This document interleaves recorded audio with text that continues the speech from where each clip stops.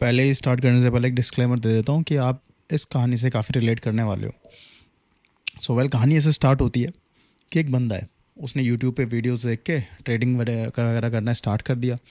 अब हर जगह से इंडिकेटर डाउनलोड कर लिए।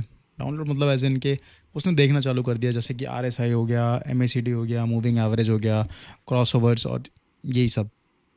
अब उसको हर दिन लगता था कि यार पैसा तो अब बनेगा, अब पैसा बनेगा, अब पैसा बनेगा, अब पैसा बनेगा, लेकिन कब पैसा बनेगा ये नहीं, लेकिन अब पैसा बनेगा ये कॉन्फिडेंस था उसके अंदर।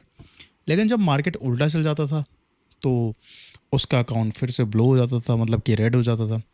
और फ्रस्ट्रेशन जो था उस टाइम पे वो बढ़ता जा रहा था। समझ नहीं आ रहा था यार कैसे होगा कैसे होगा। फिर उसने एक बुक पढ़ी। अब बुक तो देखो काफ़ी लोग पढ़ते हैं, लेकिन हर बुक का एक अलग अलग, सबका एक बोलते हैं ना कि सबका अपना अपना एक तरीका होता है।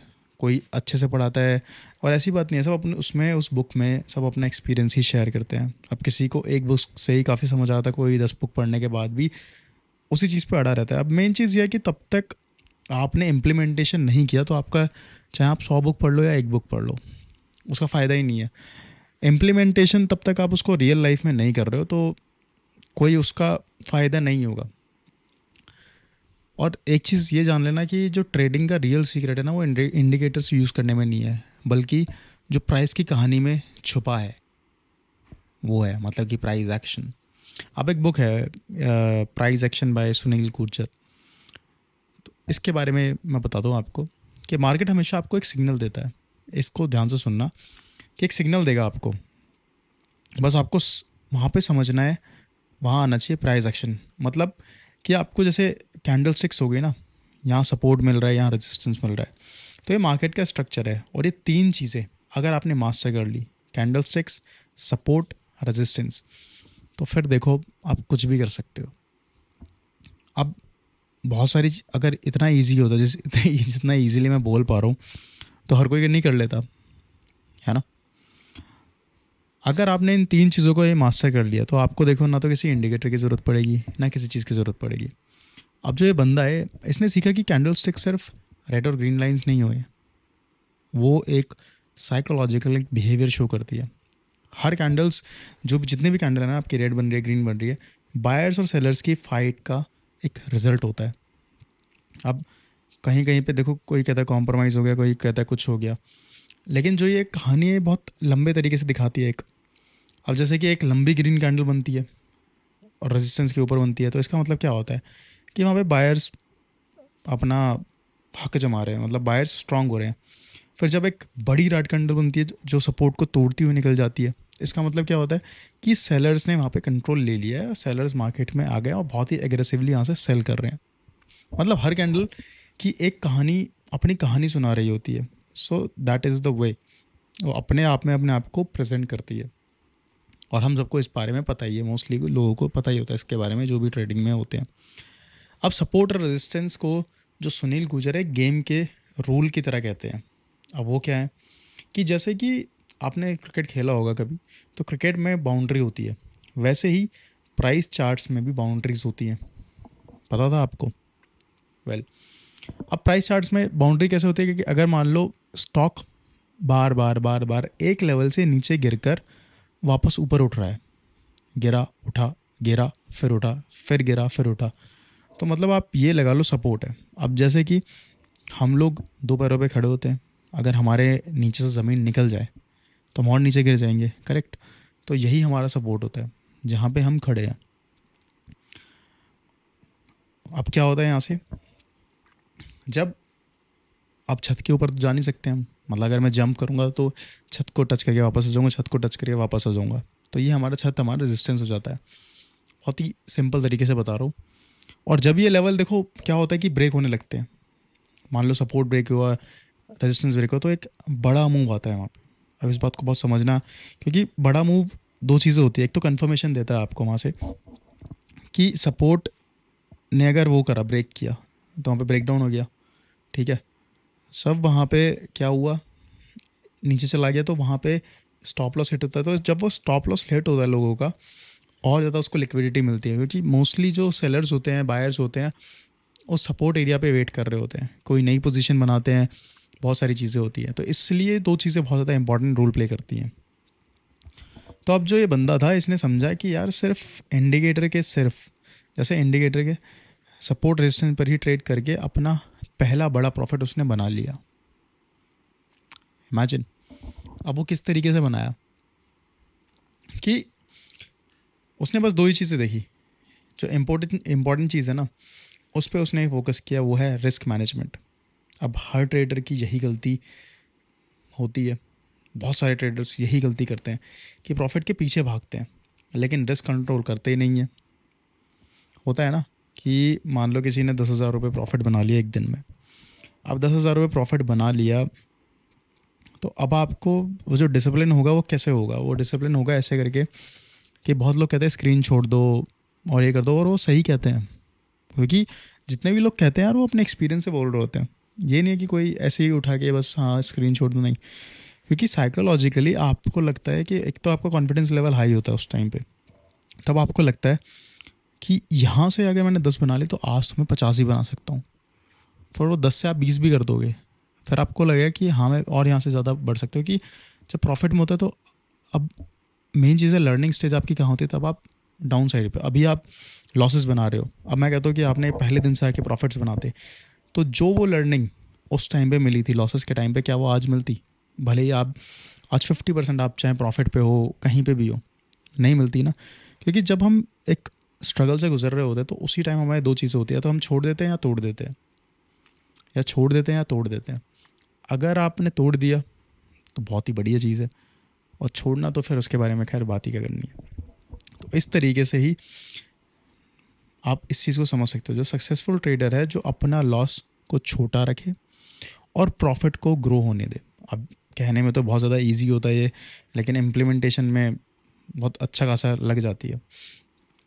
अब जैसे छोटा लॉस, और अगर हर कोई ऐसे इस चीज़ को फॉलो करता तो बहुत इजी नहीं होती, बिल्कुल होता, लेकिन बहुत सारे लोग नहीं फॉलो कर पाते। रीज़न बीइंग कि उनको ये लगता है कि आज बना लिया, बस आज ही आज मैं डबल कर दूंगा, ये कर दूंगा, वो कर दूंगा। लेकिन आपको इसको एक बिज़नेस की तरह देखना पड़ेगा। आज अगर लॉस है तो कल प्रॉफिट, तो अपनी स्ट्रैटेजी पे काम करना पड़ेगा। स्ट्रैटेजी देखो बहुत सारे तरीके की होती है। कोई कहता है कि किसी ने ब्रेकआउट पे कोई ट्रेड कर रहा है, वहाँ पे ब्रेकआउट के पास उसने कैंडल लो का स्टॉप लॉस रखा, तो स्टॉप लॉस इतना तगड़ा होना चाहिए मेंटली। अगर आप चाहें सिस्टम में नहीं लगा रहे, बट मेंटली आपको तुरंत कैंडल लो का स्टॉप लॉस हिट तो हिट। अब मैं बताता हूँ होता क्या है कि जब लोगों की लॉसेस पे नज़र जाती है ना कि अरे 6,000 का लॉस, 10,000 का लॉस, 20,000 का, 1 लाख, 2 लाख का लॉस, तो वहाँ पे फिर उनके अंदर आता है कि बस भाई आज करके। लेकिन एक बात सोचो, तब आपको इस गेम में लॉन्ग टर्म के लिए टिकना है। ये तो है नहीं कि आज आपने 1 हफ्ते के लिए प्रॉफिट बनाया, 1 महीने के लिए, तो वो ज़िंदगी भर के लिए इनफ होगा, नहीं ना। तो आपको अगर लॉन्ग टर्म के लिए इस गेम के अंदर टिकना है तो ये चीज़ लगा लो कि एक ऐसा सिस्टम तो बनाना पड़ेगा, एक प्रोसेस बनाना पड़ेगा। जब वो प्रोसेस बनेगा तभी आप उसको एक लॉन्ग टर्म में इनिशिएट कर पाओगे, सर्वाइव कर पाओगे। Survival is very important. So इसीलिए बोला जाता है कि एसएल जो होता है, स्टॉप लॉस होता है, वो इंपॉर्टेंट है। सो अगर आप एक ट्रेड में आप कैपिटल का 2 से 3% रिस्क लेते हो बेस्ड ऑन योर एपेटाइट, क्योंकि रिस्क ज़्यादा होगा तो प्रॉफिट भी ज़्यादा होगा, बहुत सिंपल सी बात है, तो आप 100 ट्रेड्स सर्वाइव कर लोगे। लेकिन अगर आप 20 to 30% एक ट्रेड में रिस्क ले लेते हो, तो आपकी एक ही गलती मार्केट से आपको निकाल देगी। हो सकता है वो आपको बड़ा प्रॉफिट दे दे, बट बड़े लॉसेस के भी तो चांसेस हो सकते हैं ना वहाँ पे। सो इसलिए बोलते हैं कि रिस्क मैनेजमेंट बहुत ज़्यादा ज़रूरी है। और मेन चीज़ ये है कि आपने बहुत सारे ट्रेडर्स को भी देखा होगा कि जिनका स्क्रीन पे लॉस चल रहा था 10,000, 50,000, 60,000, बट उनकी जो ये होती है ना साइकोलॉजी, वो बहुत सिंपल होती है। उनको पता है कि 10 पॉइंट अगर उसमें ट्रेड में मैंने कवर कर लिया तो मेरा लॉस कवर हो जाएगा। इस तरीके से सोचते हैं वो लोग। वो पॉइंट्स में सोचते हैं, ये नहीं कि हमें इतना प्रॉफिट हो जाएगा, इतना लॉस नहीं। उनका बस सिंपल सा रहता है, इस कैंडल लो का स्टॉप लॉस लगा के रखेंगे और कैंडल हाई पे उनको वो करना है। अगर नहीं चांसेस बन रहे तो आप बहुत सारे यूट्यूब पे देखा होगा आपने, और आप रिलेट भी कर पा रहे होंगे इस चीज़ से, बट जब आपके उसमें आती है तब आप खुद तो सारी चीज़ें फेल हो जाती है, सारा ज्ञान फेल हो जाता है। लेकिन ये चीज़ देखो, एक चीज़ मैं बताऊँ, ये सारी चीज़ें ऐसे नहीं आती, सिंपल तरीके से नहीं आती, को प्रैक्टिस करनी पड़ेगी। Practice makes a man perfect. अब ज़्यादा लोग हर दिन ट्रेड करना चाहते हैं, ठीक है, लेकिन जो बुक के ऑथर है सुनील गुजर, वो कहते हैं no trade is also a trade. मतलब अगर आपने अगर आपने ये सोच लिया कि भाई मुझे तो ट्रेडिंग करनी है, अब ट्रेडिंग करने का मतलब ये है कि बस मुझे जैसे तैसे करके पोजीशन बनानी है, बट बहुत सारे लोग जब तक उनका सेटअप नहीं आता तब तक वो एंट्री नहीं लेते। और बहुत सारे लोग, और डिपेंड करता है अगर आप किस तरीके के स्विंग ट्रेडर हैं, स्कैल्पर हैं या जो भी हैं, सबकी अपनी अपनी लाइक स्ट्रैटेजी होती है। बट मेन चीज़ है यहाँ पे, आपने सुना होगा बैक टू बैक की strategy. Strategy is very important. ये नहीं कि कहीं भी आपने खरीदा कहीं भी आपने बेच दिया। Strategy is very important. भले ही आपकी एसएल की स्ट्रैटेजी हो, टारगेट की स्ट्रैटेजी हो, एंट्री की स्ट्रैटेजी हो, ट्रेड वो है जब आप उससे पहले, एंट्री करने से पहले आपके सारी चीज़ें क्लियर हो तो आप ट्रेडिंग में हो। अगर आप एंट्री करने के बाद डिसाइड करो ये मेरा स्टॉप लॉस होगा, तो फिर तो दिक्कत है। क्योंकि स्ट्रैटेजी के साथ भी ये नहीं है कि आपको 100% चांस बनेंगे, बट आपको एक स्ट्रैटेजी, एक डिसिप्लिन होने में मदद करती है। मतलब अगर देखो सेटअप क्लियर नहीं है तो मार्केट को छोड़ दो, बहुत सिंपल सी बात है। सही सेटअप का वेट करने, सही सेटअप का वेट करना एक सक्सेसफुल जो ट्रेडर होता है उसकी निशानी होती है, उसकी क्वालिटी होती है। अब जो हमारे भाई साहब ट्रेडर हैं ना, वो पहले ओवर ट्रेडिंग की वजह से बहुत उन्होंने लॉसेस किए, लेकिन जब उन्होंने उस पेशेंस से सीखा और सिर्फ क्लियर प्राइस एक्शन सिग्नल्स पर ट्रेड किया, तो वहाँ से उनकी लाइफ में एक कंसिस्टेंसी आ गई वहाँ से। क्योंकि मेन चीज़ है, अब मैं बहुत ही सिंपल चीज़ बताता हूँ कि आज आप पढ़ाई कर रहे हो, कल आपने मैथ्स पढ़ लिया, परसों साइंस पढ़ लिया, फिर सोशल स्टडीज़ पढ़ ली, कुछ भी पढ़ लिया, तो आपने किसी सब्जेक्ट पे फोकस तो किया ही नहीं। आज आप कुछ भी उठा के पढ़ रहे हो। तो सेम ऐसे ट्रेडिंग में होता है कि कहीं भी आपने एंट्री ले ली, कहीं भी एग्जिट ले लिया, नहीं, ऐसे नहीं होता। आपको अपना, अगर आपका स्कैल्पिंग वाला माइंडसेट है तो scalping 1 minute, 3 minute, 5 minute, 2 minute, 10 minute किस हिसाब से आप स्कैल्पर करते हो, तो हर चीज़ आपको समझनी पड़ेगी। और ये सारी चीज़ें खुद से ही हो पाएंगी। अगर आप किसी टिप्स वगैरह के भरोसे बैठे तो फिर भी आप वहीं पे, फिर आपकी लर्निंग कहाँ गई? आप तो फिर टिप्स के भरोसे बैठे, मुझे कोई ये बता दे, मुझे कोई वो बता दे। और मेन चीज़ ये होती है, जो साइकोलॉजी होती है वो 70% होती है ट्रेडिंग में, और जो स्किल है वो 30% है। साइकोलॉजी कैसे कि अब आप किसी भी ट्रेड में एंटर कर गए तो आपको पता है कि अगर इस कैंडल के उसने बनाया, लो बनाया, तो मैं निकल जाऊंगा यहाँ से at any cost. I don't care मेरा प्रॉफिट हो रहा है, लॉस हो रहा है। इस तरीके से आपकी साइकोलॉजी बहुत स्ट्रांग होना ज़रूरी है। मतलब अगर आप डिसिप्लिन से अपनी स्ट्रैटेजी को फॉलो करते हो और इमोशंस को कंट्रोल करते हो। अब इमोशंस को कंट्रोल कैसे, दो चीज़ें होती हैं कि आपको अपने सेटअप पे विश्वास है। अब दो देखो, बहुत तरीके की, एक साइडवेज मार्केट भी होती है। अब साइडवेज मार्केट में क्या होता है कि आप बड़े मूव्स एक्सपेक्ट नहीं करते, क्योंकि तब आप बड़े मूव एक्सपेक्ट करते हो तो आप छोटे मूव वहाँ पे गवा देते हो। तो मेन चीज़ आप अपना लॉस को कंट्रोल में रखो। लॉस कंट्रोल कैसे होगा कि आपने पहले ही सोच लिया, और इसकी प्रैक्टिस पता कैसे होगी? प्रैक्टिस होगी छोटी क्वांटिटी से।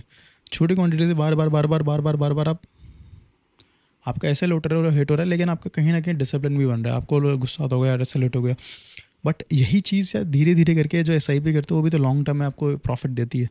तो ऐसे ही ये जो भी आपकी स्ट्रैटेजी है, सारी चीज़ें आपको लॉन्ग टर्म में इस तरीके से ही प्रॉफिट देगी। इस चीज़ का ध्यान रखना बस। इमोशंस को कंट्रोल करना, ठीक है, और अपने ग्रीड को, फियर के चक्कर में आ ही नहीं पाता बड़ा प्रॉफिट। तो आप एक सक्सेसफुल ट्रेडर अगर इन सब चीज़ों पे करते हो तो आप सक्सेसफुल ट्रेडर बन सकते हो, कोई बड़ी बात नहीं है।